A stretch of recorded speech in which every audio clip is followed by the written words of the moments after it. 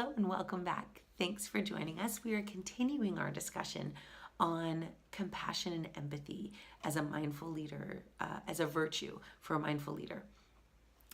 So we were talking in the previous video about building trust in your team, and that's really very, very important.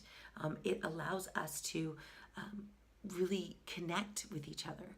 One thing you can do to help encourage that connection is when you're talking to someone, like try to remember what it was like to be them. Typically as leaders, we tend to be maybe have more experience or have been in the industry longer or in our career longer, or maybe even just further along in life.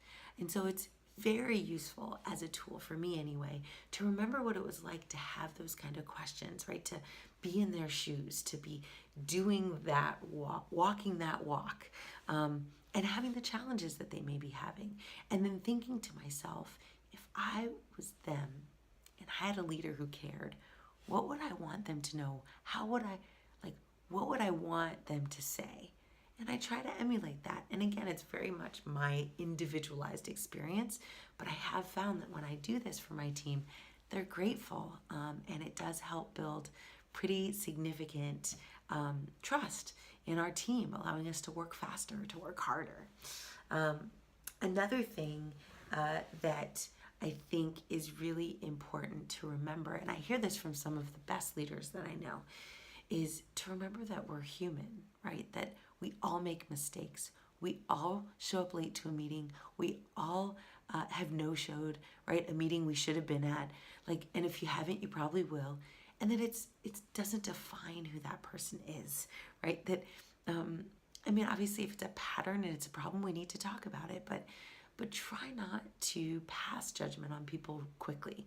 Try to use compassion and empathy to stay the tendency that we have to judge people. Oh, that person's always late, or oh, that person has family trouble. They must, they're not committed to their work. Right? Try to think about what it's like to be in their position.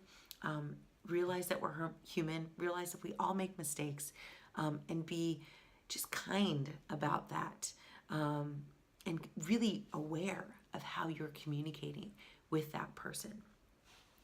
I do think also that it's important to think about and really analyze your own unconscious bias, right? Is there, I know that just being vocally self-critical, that if I walk into a room with all men and I'm the only female, I instantly have a bias. I instantly sense that I won't be easily heard, that I'll have to fight to get my voice heard at the table. It's not necessarily true, but I do feel myself go, all right, let's go, right? I kind of put on the armor and get ready to really push for whatever I'm, in. Where if I'm in a room maybe that's maybe more diverse, that has men, women, older, younger, right? All different nationalities in it, that I maybe don't feel that sense of all right, I'm up against them, right? It's me versus them, or us versus them. I don't feel that way in a very diverse audience. But that's, I realize that in hindsight. But when I'm in the meeting, I'm like, I look back on that meeting, I'm like, oh my gosh, I was totally roar, up for a fight. And it was unnecessary. And why was I like that? Oh, it was probably because I sensed that it was all men and I was gonna have to somehow accommodate something.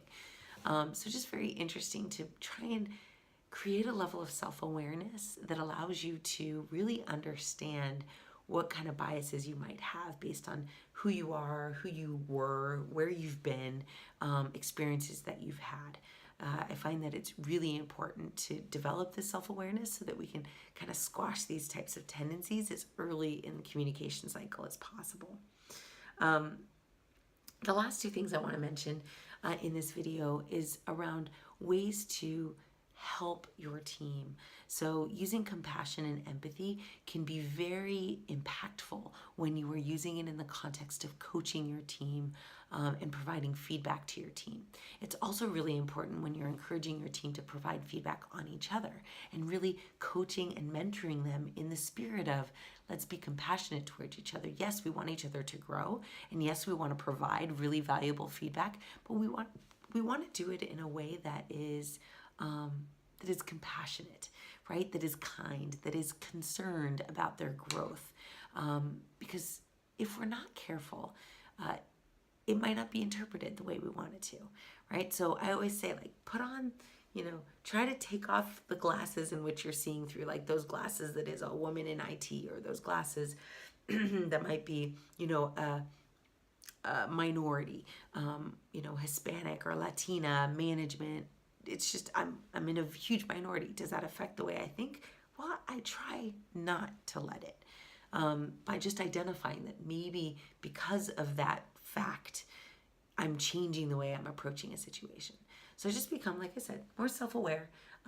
Really look to create opportunities and coaching and feedback loops to present information that'll help my team also use compassion and empathy in their communication style and in their feedback that they're providing.